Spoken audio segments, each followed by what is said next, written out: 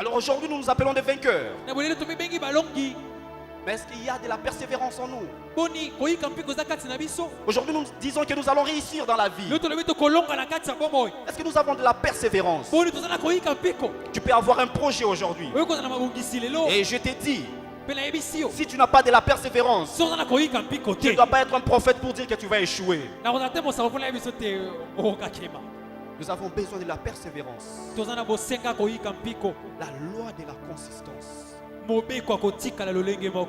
Souvent nous voyons dans la vie, le combat n'est pas vaincu au premier coup. C'est dans la suite de plusieurs coups bien dirigés que nous avons la victoire. Tu es en train de prier. Tu veux que tes problèmes changent. Mais c'est un processus. Tu dois donner des coups bien dirigés.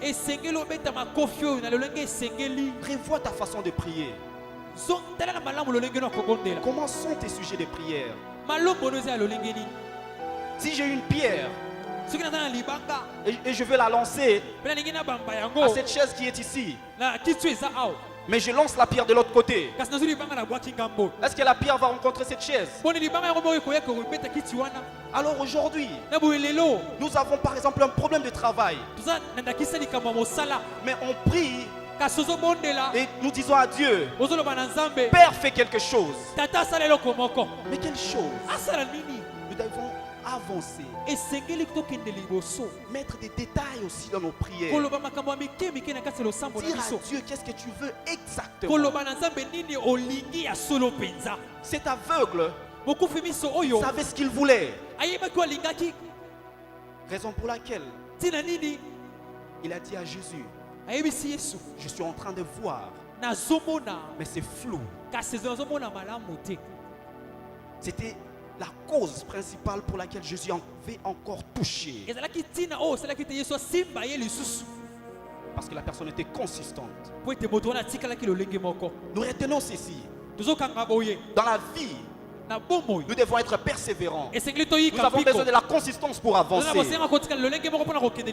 Élie le prophète, après avoir envoyé le serviteur plusieurs fois, à cause de la consistance, finalement la 7e fois, on a pu voir les signes annonçateurs de la pluie.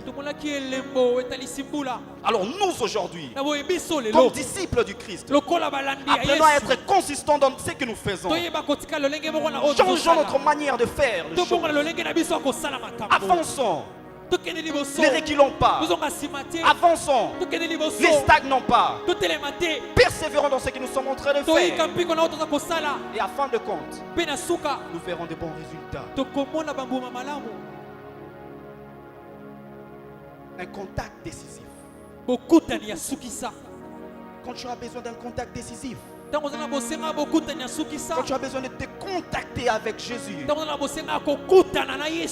quand tu as besoin d'avoir une jonction avec Jésus, tu as besoin de 3 principes. La circonstance,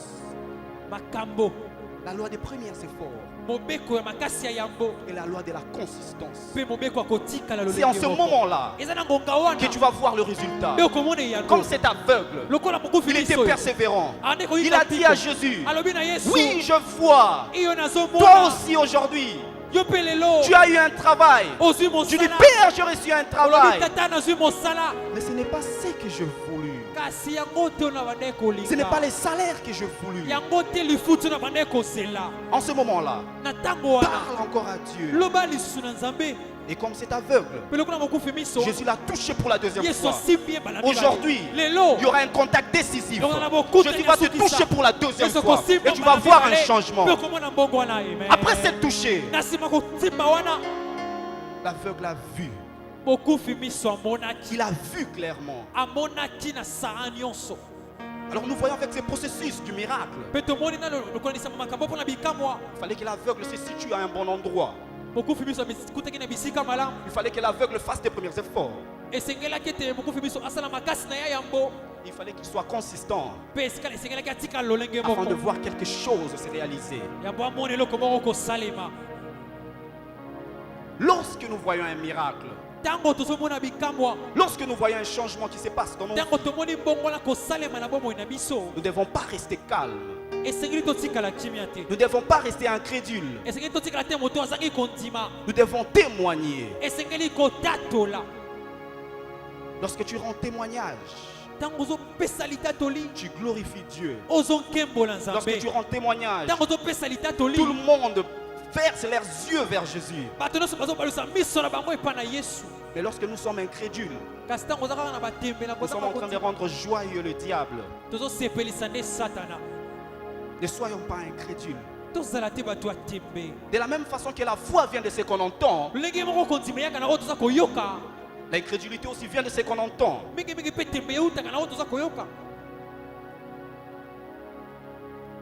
Ce que tu entends t'influence d'une manière ou d'une autre. Pour le témoignage, s'il y a des personnes tout autour de toi qui ne veulent pas que tu témoignes, tu as eu un bon travail, la personne ne veut pas que tu témoignes, il faut faire attention. Cette personne ne veut pas que tu élèves le nom de Jésus. Je suis en train de dire aujourd'hui, lorsque Dieu fait quelque chose, lorsque ta situation change, lève-toi et témoigne. Raison pour laquelle notre conclusion, nous allons parler du témoignage. Répétons tous ensemble le témoignage. Le témoignage. Avec ce point, le témoignage, je vais juste donner un témoignage vite fait. Et je vais demander si mon frère ici, ton petit frère, où est-ce qu'il est? C'est lui qui avait des problèmes à l'oreille. S'il peut témoigner à ma place. Avance. Nous avons un témoignage aujourd'hui. Le Dieu de miracle a accompli quelque chose. Avant d'avancer avec ce point, j'aimerais que ce frère témoigne de ce que Dieu a fait pour lui. Acclamons tous ensemble lorsqu'il est en train de venir.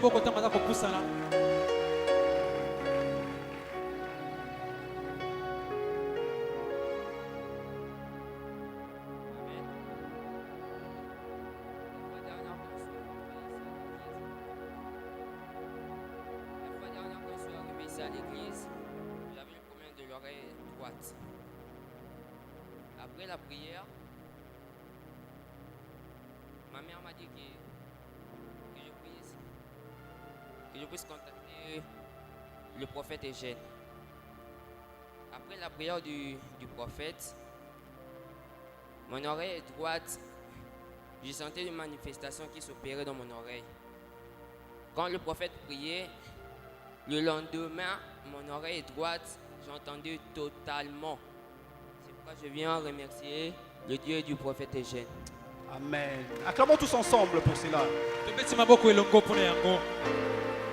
Le Dieu des témoignages, le Dieu des miracles, il va aussi changer ta situation. Son oreille droite ne fonctionnait pas, mais c'est à travers la prière qu'il y a eu quelque chose qui s'est passé. Mais avant cette prière, elle-même la personne avait déjà la foi que quelque chose va se passer. C'est de la même façon aujourd'hui. Tu as amené tes problèmes, tu as amené une personne malade, et la foi que quelque chose va se passer. Et nous allons voir un changement. Il y a un autre témoignage que je vais donner maintenant. Il y a une personne que je connais aux États-Unis. Elle travaille, elle a un bon travail. Elle recevait $3,000 le mois. Et au mois d'avril, pendant que j'étais venu d'une retraite, et je rentre, je parle avec la personne.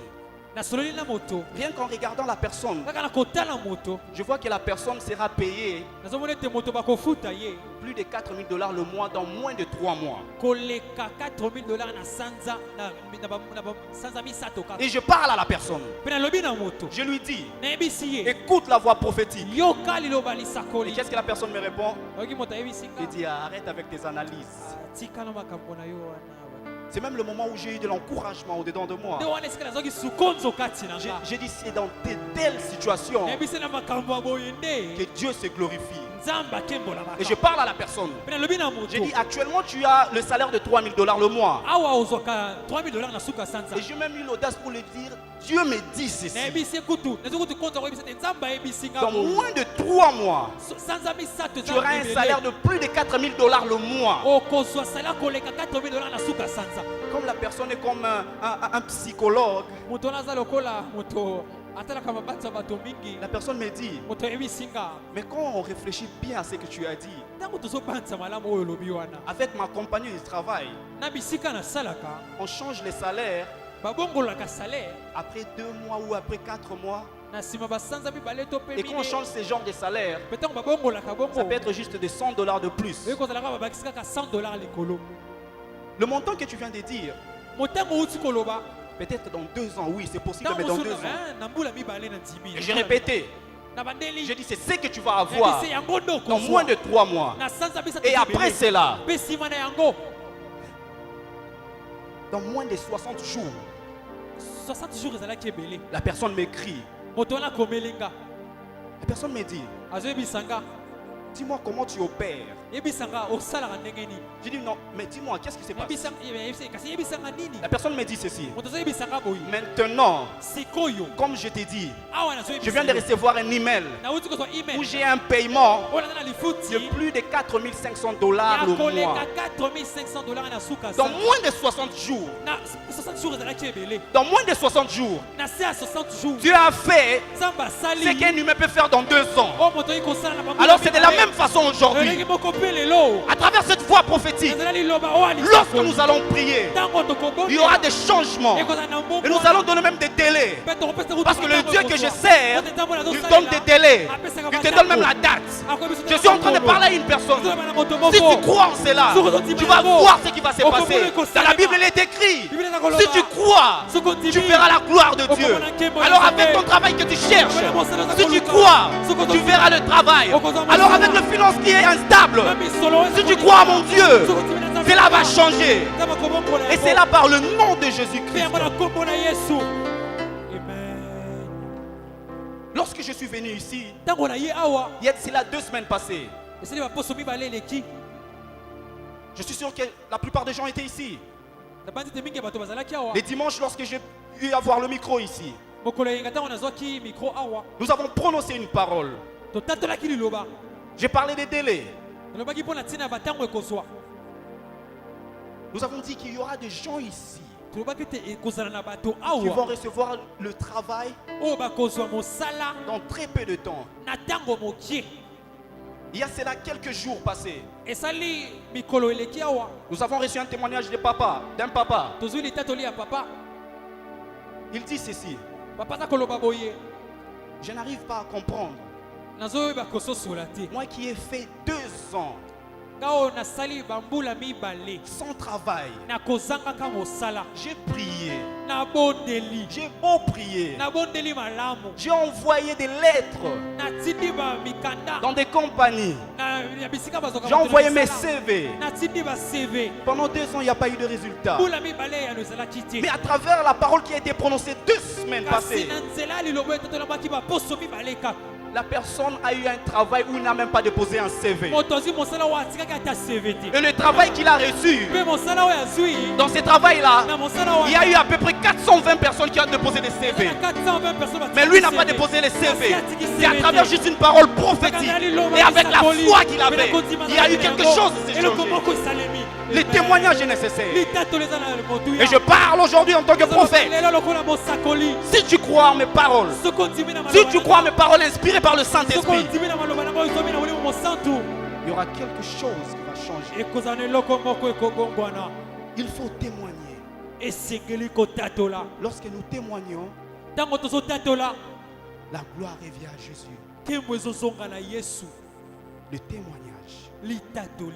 Apprenons à rendre témoignage des œuvres de Dieu. Quand il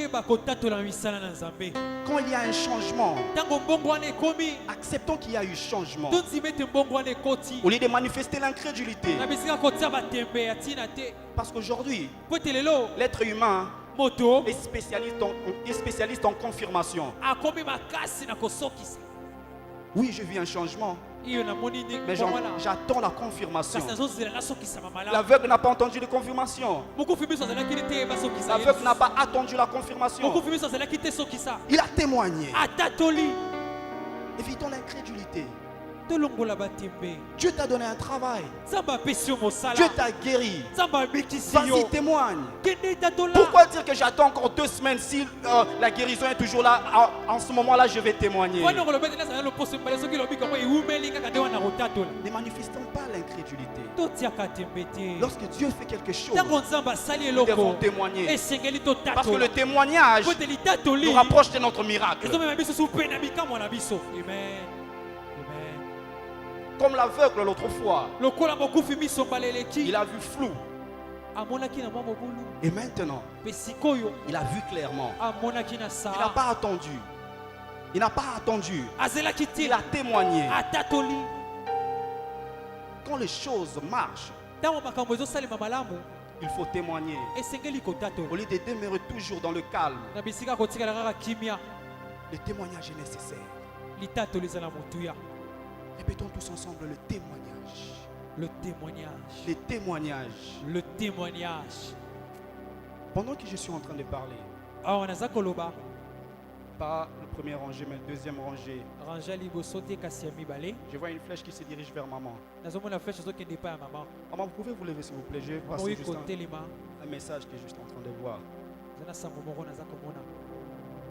Pendant que je vous regarde, je suis en train de voir ceci. Sur votre front, c'est écrit restauration. Restauration. Avec ce message, je vois que Dieu est en train de restaurer votre famille. Spirituellement, Dieu est en train de restaurer toute la famille. Je suis en train d'entendre, Dieu me dit ceci. Je vais d'abord demander comment va Shadrach. Comment va Shadrach?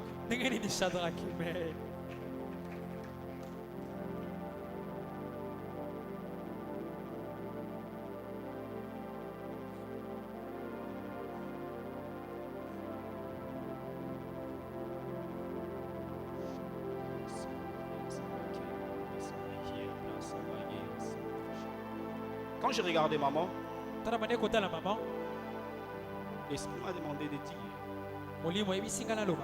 dire à maman que Shadrach, il y a un processus de l'esprit qui est en train de se passer en à travers votre présence ici. Je vois ce nom-là de Shadrach. Et c'est la façon dont le Saint-Esprit a localisé toute la famille. Et il y a quelque chose qui est en train de se passer. Ça a déjà commencé. J'allais voir un shifting dans toute la famille. Et cela commençant déjà cette année. Et cela vient de commencer juste maintenant. Je suis en train de voir des connexions pour la famille. Et l'Éternel me dit ceci. Il est en train de suer tes larmes. Il y a des choses qui se sont passées au passé dont vous avez pleuré. Mais aujourd'hui, le Dieu de mon Père, le Dieu que mon Père a servi pendant plus de 30 ans, il a décidé de changer votre situation par le nom de Jésus-Christ. Là-bas, lève-toi. Oui, mon frère. Où est ta soeur? Tu es venu avec ta soeur? Passe le message à ta soeur pour dire ceci. La personne qui vous a escroqué de l'argent,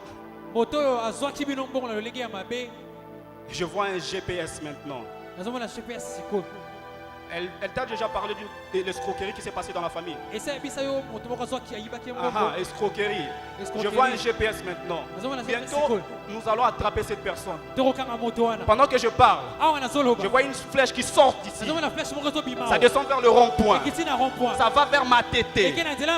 Je vois ma tétée, ça s'arrête vers Kiimbi.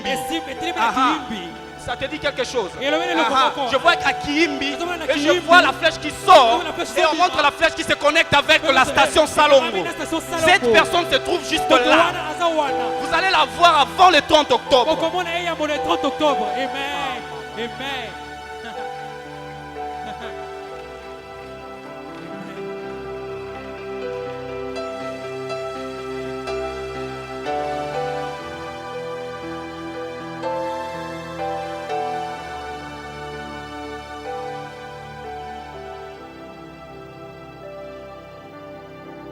Ici, oui mon frère, reste debout. Lorsque tu venais, l'Esprit de Dieu me dit de te dire ceci. Il faut dire à ton frère qui a des traits avec... Non, qui a des traits comme des liens avec D, R, O, I, T, avec le droit. Qui travaille, qui a des traits, des liens avec le droit. Le petit frère. Il faut lui dire ceci. Je suis en train de le voir travailler à un endroit où il n'est pas tellement content. Je suis en train de voir des petits contacts où il n'est pas content. Mais l'Esprit me dit ceci. Il y a un shifting qui va se passer. On va l'enlever là où il est. Et puis il va avoir un bon lien avec une autre personne dans le droit. Et puis Dieu me dit de te dire ceci. Dis à ta mère de ne plus pleurer pour la famille. Parce que ta présence ici va changer de situation. Et je parle. Il y a des choses qui sont en train de changer déjà dans la famille.